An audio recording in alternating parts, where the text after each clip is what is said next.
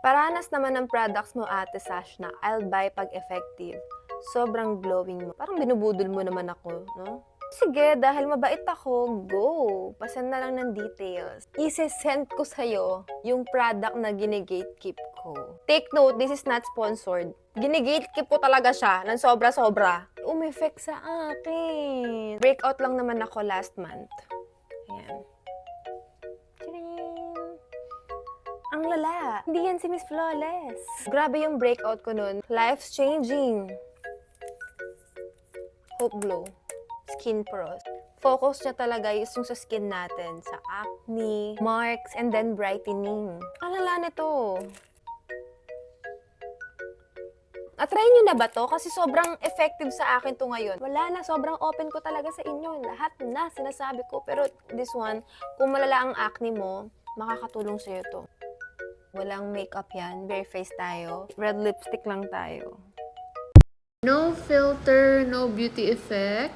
Ito yung current skin condition ko kasi day 5 ko na of using Glow Bomb. Kung fina-follow nyo ako, na-share ko na sa inyo kung bakit ako nag-breakout. Grabe yung active pimples ko, lalo na sa chin area. Ayan, ngayon marks na lang siya. Napakabilis makapag-dry ng pimples ng Glow Bomb. Sa mga nakasubok na alam nyo yan.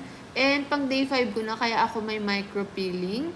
Ginagamit ko yung Glow Bomb 3 to 4 weeks para hindi ako mag-over-exfoliate. And sa 3 to 4 weeks na yun, makikita mo na talaga yung improvement ng skin mo. Sa first 2 weeks of using the set, medyo meron siyang sting effect. Merong micro-peeling, pero depende pa rin sa skin type mo and sa skin condition mo. Ako, meron akong micro-peeling. And na-excite ako pagka nasa 3rd week and 4th week ko na kasi for sure mawawala na yung mga marks niyan. Ayan. Nice yan sis, super effective. Ang puti ko na ngayon, lakas makaputi. Guys, isipin nyo, sobrang daming positive feedback about this product and ang dami ding mga testimonies na effective talaga yung product and hindi lang po ako. Isipin mo ha, 4-in-1 na siya. Kung gusto mong mag-glow, gusto mong pumuti, gusto mong pumayat, eto na yung product na to. And meron pa siyang vitamin C. Actually, ito yung mindset ng iba, no? Na gusto lang nilang magtipid, ganyan. Pero lagi ko pa rin tinatatak sa isip ko na need ko rin mag-invest para sa sarili ko. Kasi ako din naman magbe-benefit in the future eh. So, ayun. Hindi ako nagdadrama, kaya mag-add to cart na kayo. God bless!